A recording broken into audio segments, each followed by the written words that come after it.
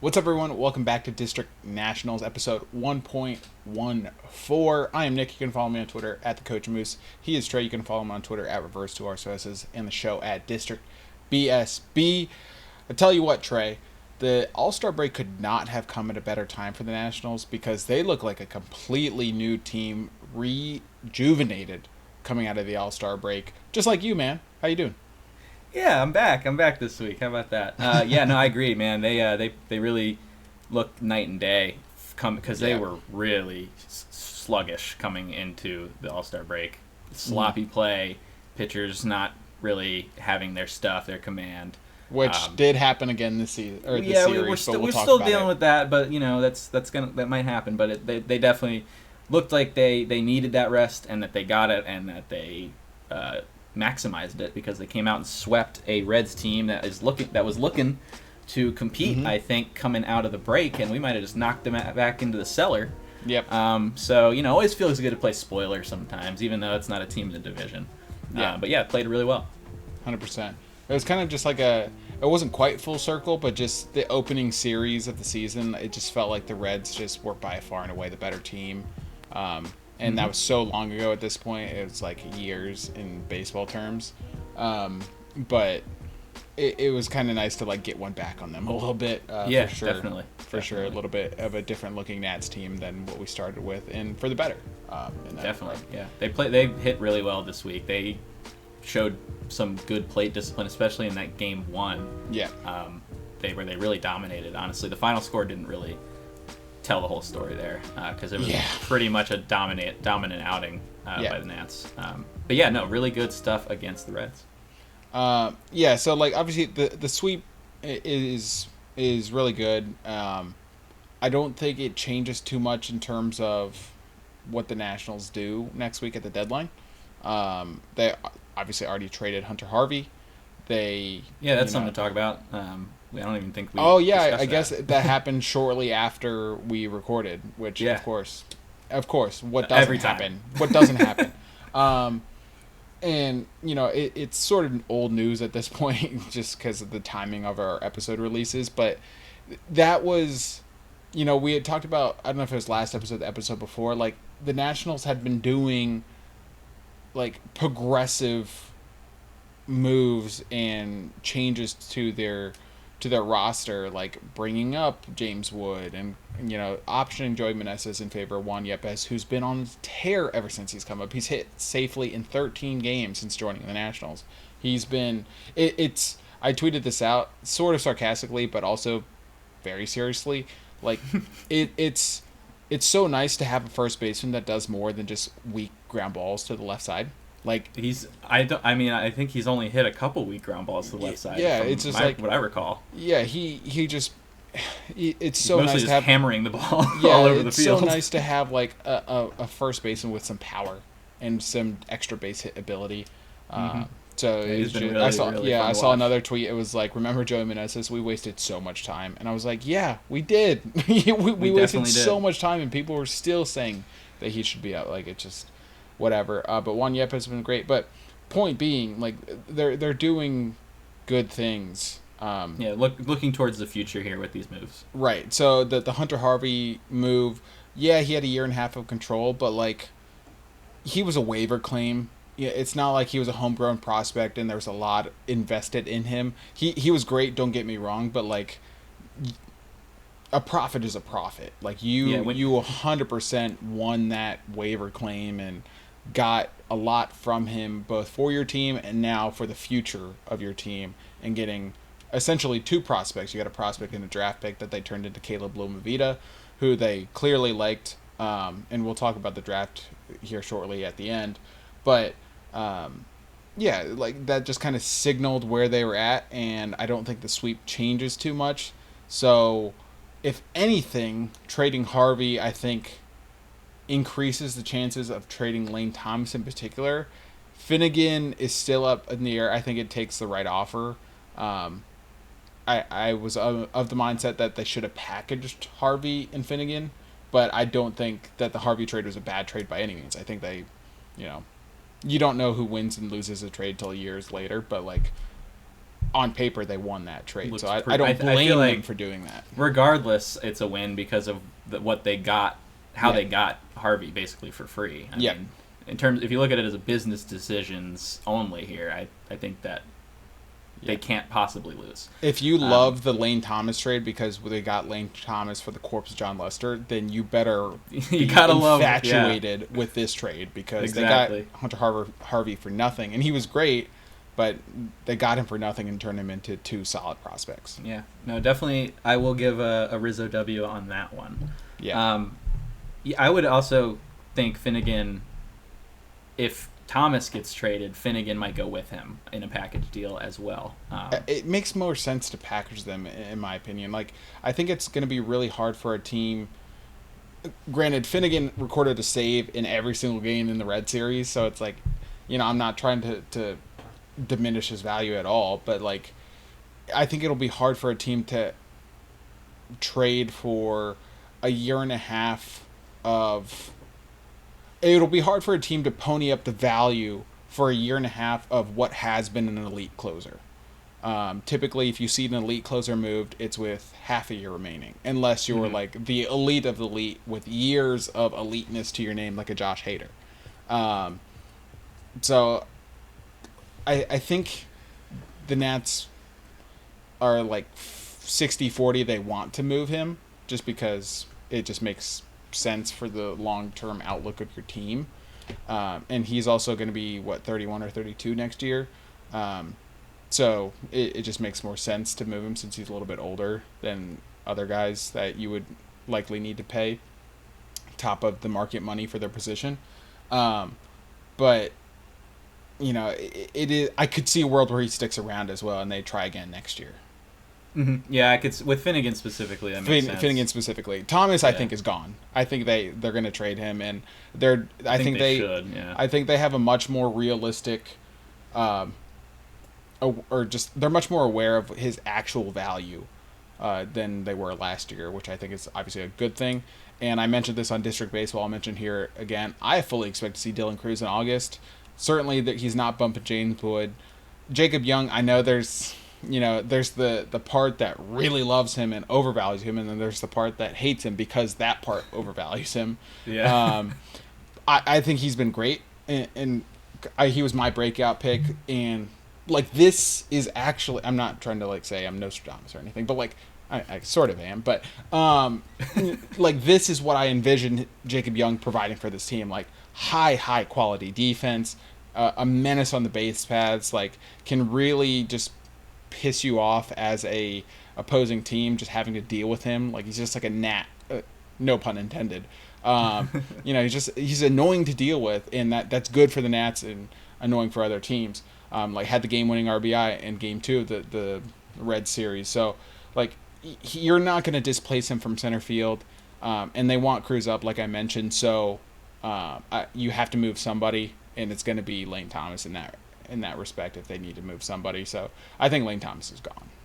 Yeah, with the way Young has manned center field, like you can't take his defensive value is so high. I think that he leads the team in FWAR, essentially just based on defense. He certainly does, and base running. Yeah, he's also a good base runner. Yeah. And another thing is that he's been doing all this, and he's probably got about 3, 4, 5 injuries that he's been dealing with. I swear he's got broken fingers on his hand. He rolled over his shoulder last week that I was like, how did he even get up from that? He got hit on the kneecap. Yeah, he crashed on the wall today. He got hit in the kneecap in this series. Like, the dude has been getting absolutely bludgeoned, and he still just goes out there and does his job. So, I mean, huge shout-out to Jacob Young for stepping up and just playing really hard.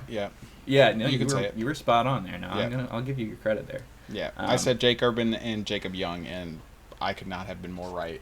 Yeah, and if Thomas is moved, Cruz slots right into the right field position. Yeah. And then you kind of have a solid core outfield for the rest of the year. Yeah. Can I say something that I hope I don't get too much backlash on? And I've honestly been hesitant to tweet it because I know like there's just going to be people that don't appreciate the context. I'm scared. I understand he's learning a different position, and I'm not trying to say it's easy. James Wood does not move as well as I thought he would. That's actually something that I noticed in spring training, and something when I did our short about Wood, I mentioned specifically reads in the outfield being an issue. He definitely struggles to I know he's see 6'7", where the ball is going. But, like, he just does not move smoothly. In the outfield specifically, because you watch him run the bases and he's a freaking menace. So I think it's more of just a recognition and read type of deal. He just needs more work out there. Also, he's been playing right field pretty much all year. Yeah. And now he's playing left. And, you think that they're not super different, but it's completely different ways the ball is being hit off the bat. The way it spins and slices or hooks or whatever. So definitely notice that he's a little late to some of these balls that maybe he should be getting to. So work to be done there, but definitely plenty of time. He's only 21. Get him some more outfield reps. Figure that out in the offseason. I'm not worried about it at all. It's one thing I noticed. No, it's definitely right to point it out because it's absolutely something I've noticed as well. Because even like, granted, it happens to Lane Thomas all the time. It happened to him in the series, but like there was a Ellie De La Cruz double that he couldn't fish out of the corner and kind of let roll by him, and it turned into like a triple or a double with an error. So it was just like but just even like moving around in the outfield, even if he does get a good read, like it's not as fluid as I sort of, because he's super athletic. He definitely hasn't looked super comfortable out there. That's for sure. Yeah. Although looked really comfortable at the plate today. 3-run bomb to give us the sweep. Amazing at the plate today because he went 2 for 4 with the game-winning homer and probably should have went 4 for 4 with 2 doubles on top of that. Got robbed twice. Yeah, I think every exit velo was over 100. Yeah, he's still hitting the ball hard. I mean, he had obviously he had the great first week, and then the league makes an adjustment. He's been striking out at a high rate over the past week and a half, but today he really locked it in and looked great up there. That's going to happen. You're going to have fluctuations. The league, these are veteran players. They've been doing it. They know how to pitch. James Wood is a young guy. He still has to learn how these pitchers are going to attack him, and that's kind of the way it goes. I mean, it's the same with like Wyatt Langford at the beginning of this year, for example. Struggled, got injured. He has now come back and looked way better. So it just takes some time sometimes. Obviously, we love the fact that he hit an opposite field homer off the lefty. Well, not off the lefty, but Oppo. Sorry. Oppo, both of them. But today off the lefty, that was big because he's been seeing a lot of lefties to start his career. And it was the same lefty who I think Wood came into a situation where there was a runner on second, and he had the opportunity to punch in the winning run or to take the lead or tie the game or whatever, and he got him to roll over, right? And it's the same Adjustments pitcher. made, exactly. Yeah, adjustments made. First pitch, 3-run Oppo bomb. Obviously gives you the series sweep in the win today. So, not worried about James Wood at all. Just kind of wanted to point it out as we get to know him, as he gets more games part of the under his belt, process. for sure. And since we're back to the trade deadline, since we're talking about guys that could be moved, we might as well talk about the guys that will definitely be moved, regardless of if Finnegan stays, if Thomas stays. Jesse Winker, Dylan Floro, thank you for your service, but salute. Your watch has ended. Salute. Yeah, your watch has ended. Yeah, no, definitely. Winker, a great bounce back year from some. I mean, I wasn't expecting anything from him when we signed him. I thought it could be okay, but certainly not to this level. No, he's absolutely overperformed all expectations. Gotten back to that hitting style of where he was a couple years back, and at the beginning of the year he was on base a lot, but not really hitting for much power. But he's really ramped up the power. Almost went yard again today. Yeah, and I think he ended up flying out, but he's been and off the bench, dude. He's been unreal pinch hitting. So Davey is so stupid for all of his platooning with Jesse Winker. Good lord, I had to say that. 100%. Multiple people have pointed it out, but the stats don't add up. He's your second best hitter this year. Stop platooning him. It makes no sense. Oh my god! Especially now because insane. Now you want to prove to the other teams that he can hit lefties. You don't want to hide him, right? I mean, it's kind of too late. Play Harold Ramirez at third and DH Winker every day. If you're really concerned about Harold Ramirez hit a bomb yesterday, so it's there's something there, but we don't need to do the song and dance with Winker. It's so stupid. It's so Yeah. stupid. No, It's one thing I with mean, Garcia. It's another thing with Jesse Winker. I think it's stupid with Garcia It now is. because It is we stupid made, with Garcia. At this point, we made the decision to sell. We're basically, we're punting this year when we sold Harvey, obviously. So now you got to let Luis hit against lefties so you can tell if he can hit against lefties or not. So you don't have a question going into next year again. And he's actually, when he has played against lefties recently, he's been pretty freaking good. Like, I mean, I don't know. Davies lineups are a thing that we've been having issues with for a long time, but Yeah. I mean, luckily, with some of these more recent roster moves, it's kind of taken it out of his hands a little bit. But still, he still has Not Vargas, enough. so he still wants to put I Vargas won't be in happy there. until David Martinez never makes a decision for the Nationals again. Dude, I mean, because bullpen management, even in this series, was bad. Yeah. But they got away with it because the offense showed up. Yeah. But Floro and as well will be a guy that gets moved. He's had a pretty damn solid year for the Nats. Yeah, he has. Nice signing there. So two 1 year. I think Floro was a major league. Was he a minor league too? Actually? No, he was major. I think both. Okay, so Winker was minor league, but still, like, either way, 2 1 year deals. You're gonna get something for him. Maybe you put Floro in a package with Winker or Lane Thomas if you move him as well, and you don't end up moving Finnegan.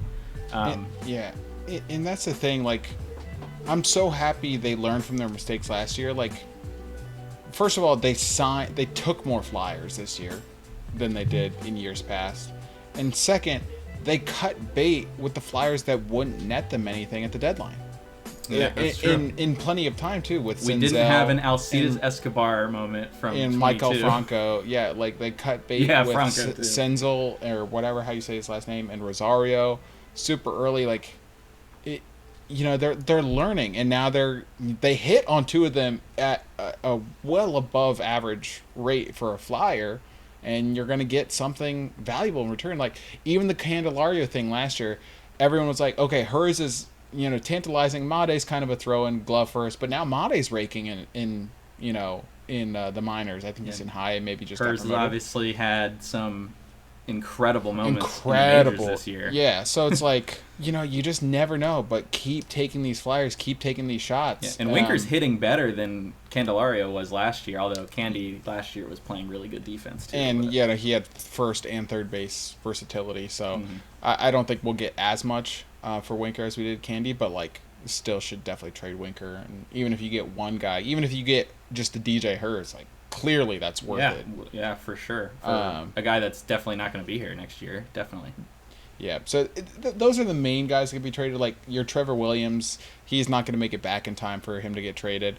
And I'm actually going to, segue that into our next topic, which is more so just the rotation and how they project for the rest of the season. But just to tie a bow on the trade deadline talk, Trevor Williams isn't getting moved. Joey Gallo isn't getting moved. However, I do think he's a potential cut candidate in August. Once he comes back, they'll give him a chance. I don't even know if there is a spot for him right now.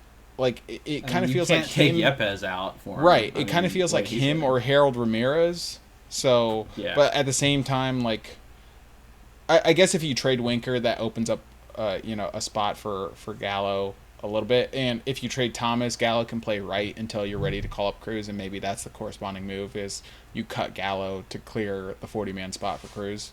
I could see that. But point being, Gallo's not being moved at the deadline. Corbin had a great start the other day.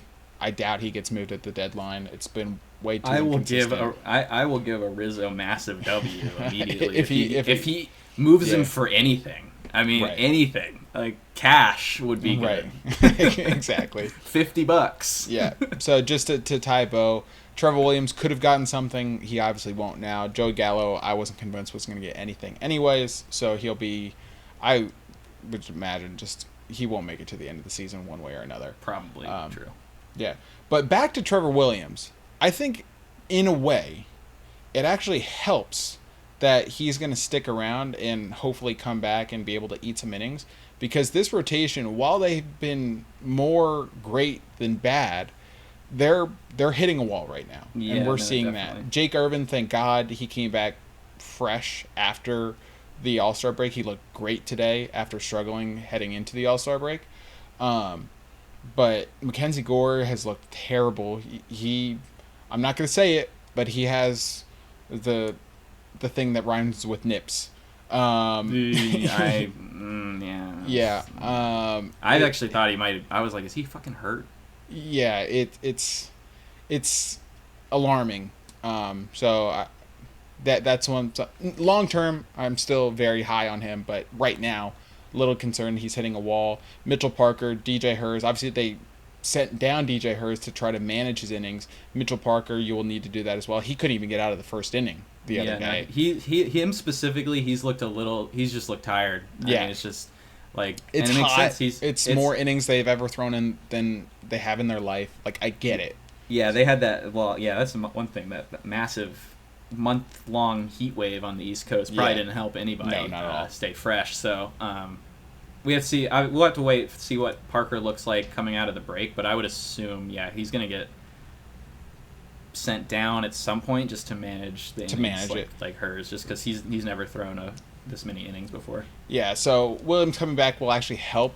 Just even if he sucks, if he's last year's Trevor Williams, he's saving the at this arms point it doesn't for matter. the future, right? If we're punting point, on the just throw season, five. I'm not gonna lose my mind. Yeah. But even a step further, and this really sucks for the Nats. Josiah Gray diagnosed with partially torn UCL. Horrible news, but it also feels so. There's two layers to this. One, I feel, sad obviously, but it's kind of expected because, he just hasn't been hitting his velo for months, right? So it's just like even spring training he wasn't getting up. He was like 92, and right? That's like he was normally 94, 95. So like I'm not surprised, and that certainly contributes to him getting rocked in AAA and on rehab starts, which happens. It happened to Justin Verlander. Like I'm not. Like I don't put too much stock into those. Like it's spring training. Pitchers are trying different things. They're trying their off speed, making sure it's worked. Like those stats don't really matter. So there's that part to it. Like just the fact that it sucks, right? The other part is like this has been going on since we talked about it, like since spring training, since like week 1 of the season, and we're just now getting to the point where he needs to have surgery, and they haven't decided on the type of surgery. You would think if he's having surgery, he's probably just going to get Tommy John, which really sucks because that takes him out for all of next year too. At this point in the season, you're too late for him to even come back next year, like maybe like a September 2025. But it really sucks that, you waited as long as you did and you wasted, like, if you have a partially torn UCL, I'm not a doctor, but at the same time, something was clearly wrong for a while. Why did you just now wait to get like an MRI? Like that I need to explain to me. But so that's the frustrating part of it. Like you could have gotten at least 2 months back if you had just kind of managed this thing better from the start. Mm-hmm. No, I'm with you. It's because he's gonna miss the entire season next year. Whereas if they had decided this in April when he went on the IL, he probably gets good 2.5 months in next year instead, at least to ramp back up. And then obviously in 26 you hope he's healthy. Now in general you hope he's healthy in 26, but huge so bummer. long. Obviously, we love Josiah and we don't want him to be hurt. We need him to be in the rotation and be healthy. So, it sucks. Good luck to him on his recovery, and we'll see him in 26, I guess. That part really sucks because, like, I really wanted him to just get a couple good starts again so people would just shut up. I know, for real.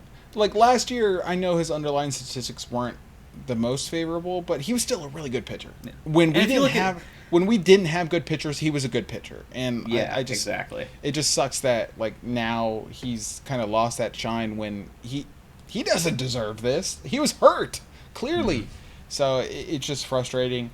But on another note, that Max Scherzer Trey Turner trade looks horrible. If we're being honest, that's I mean, as much praise as the Soto trade gets, and it should, I think there should be some equal scrutiny towards that. Yeah, Trey Keibert Turner, especially Ruiz is statistically the worst hitter in terms of I think WRC plus. He has a 64 qualified catchers probably. Yes, no qualified sense. hitters. Really? Yeah, it's bad. Yeesh. Or maybe it's just per team. No, I actually think it is qualified hitters. I saw a stat today. I'll have to pull it up to verify, but point being, he's very bad. Yeah, and the two other players acquired in that trade, Are no Casey longer. and Carrillo, never even Nothing. played for Yeah, him. and rather than maximizing the prospect return, they asked for the Dodgers to pay for one of the 7 years of deferred money to Max Scherzer. They asked him to pony up $18 million.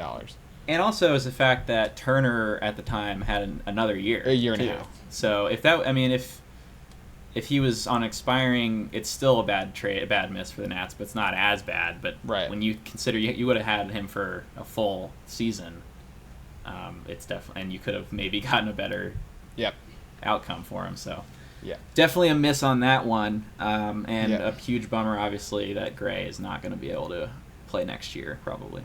Yep. The last note, and not entirely unexpected, but sort of dovetails, applies to Gray as well. Cade Cavalli was doing rehab starts, and then we kind of didn't hear from him, or not from him, but about him for a while.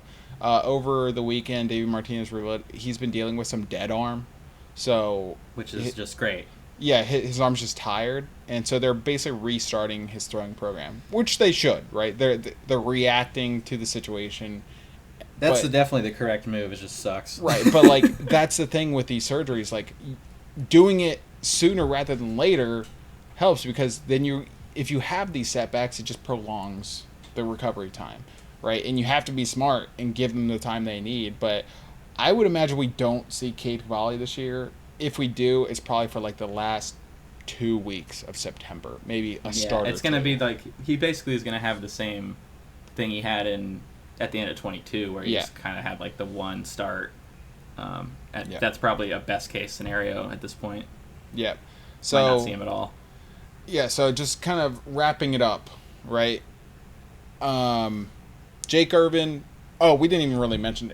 Irvin's going to need his innings managed too, because he's already thrown the most.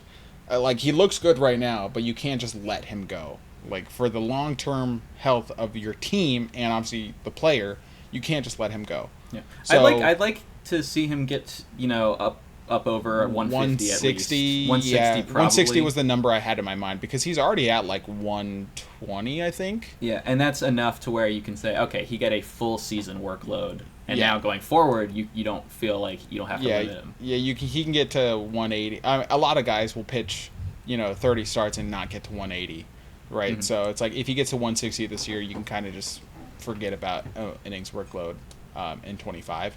But he will need his innings managed. Hers will need his innings managed to continue, like even more so than they already have. Parker will need his innings managed. Gore will need his innings managed. So that's your four right there. Gray is out. Cavalli's basically out. So you have Corbin, and then some combination of Yoanna Doan, who's been working as a reliever. So I don't know if they even want to move him back to a starter, but they might have to. Rutledge, who. He had a decent start. Actually, yeah, he was okay, but he's going to need to pitch, and you're going to just need to figure out what you have, because all of a sudden you have all this pitching depth. So you need to figure out if Rutledge fits at all, and if he doesn't, then you just need to move him, because not that you would get a haul for him, but it just makes more sense to move him if you're not going to use him. I was also thinking potentially, when all the moves happen, you get guys that go on waivers, maybe pick up a veteran starter. Dallas Keuchel, have a guy that can slot in, and then that way you can also go 6-man rotation. Yep. And that can spell, like they did last year, you can spell some innings that way. And then obviously you'll have Corbin still. He'll still be every 5th day, and then Williams will hopefully join in, and it's just going to be a kind of a hodgepodge group trying to manage these guys' innings in the second half, and I would think that they would consider picking up a guy off waivers that is just going to be able to eat some innings. And at the same time, like we didn't expect Mitchell Parker and DJ Hers to be in the rotation, Mm-hmm. Now. So it's like in some ways we're currently in a hodgepodge. That's but true. the other name I want to throw out there for anyone that doesn't know is Brad Lord. He could be Oh another yeah, guy. good point. Yeah, he could be another guy that comes up, and then the Nats will certainly want to see what they have because like this is a next year problem. They don't have to worry about it like right now, but they have too many guys for in terms of spots. Although what the Gray injury kind of changes that, but in theory, Cavalli comes back and is ready to go by the next year. You have Irvin, you have Gore, Hers, Parker is 5, right? So if they have anyone else, or if they want to sign someone, which I think they should, Yeah. then obviously you have more guys than rotation spots available. But Brad Lord is an interesting one. He's had a hell of a year. Out of nowhere. Out of nowhere, he I started don't even in. think I'd heard of him until He started in a this high A year. Wilmington, had a cup of coffee, and then just really tore it up in Harrisburg Double A. Went 8-1 with a 1.4 ERA in 12 starts, 70.2 innings. He Yeah, I was don't care exceptional. how bad the hitting environment in Harrisburg is. That's ridiculous. Yeah, and then so he got the promotion to Rochester. He's had 4 starts, 2-0, 4.35 ERA, but at the same time, that ERA is better than what either Irvin or Parker had when they were called up. So like I'm not too concerned about the ERA in Rochester, but at the same time, he's just going to need to pitch, because they're going to need to mix and match to make sure everyone stays under their innings count. And I mean, even he's at, if you combine his levels, he's at 94 innings this year, or sorry, 95 innings this year. So I don't even know how much of an option he really is because he's I not would look at too him far. as like September Right. probably gets a couple looks then. Yeah, he's not too far behind like the Parkers and the Hers' workload.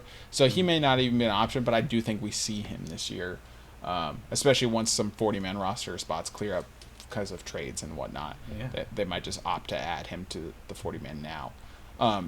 So that was another name. But yeah, it's going to be kind of a rough rotation to end the season, but kind of just is for most teams that end up selling. It is what it is.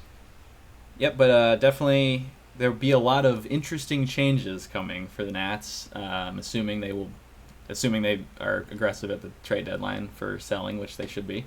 Yeah. So we'll have a lot to talk about in terms of roster maneuvering. Certainly once those trades happen. Yeah. And we'll get a good feel for kind of some of the guys that'll be joining the squad down the stretch. Yep, for sure. The last thing I want to touch on is just the draft real quick that happened over the All-Star break. So the Nats, I'll keep it quick because I know the MLB draft isn't quite to the level as the NFL or NBA draft.